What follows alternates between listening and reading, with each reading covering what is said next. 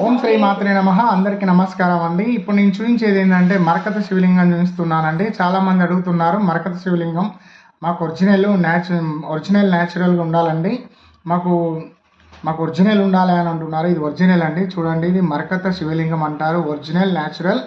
ఇది అనేది మనకు 170 గ్రాములు ఉందండి. ఇది కూడా నేను ఒక ఆర్డర్ ప్రకారం నేను ఒకళ్ళకు పంపిస్తున్నానండి. అది కానీ మీకు కావాలి మరకత శివలింగం ఎవరైతే కావాలి అని అంటారో స్క్రీన్ మీద నెంబర్ ఇస్తాను, ఫోన్ చేయండి.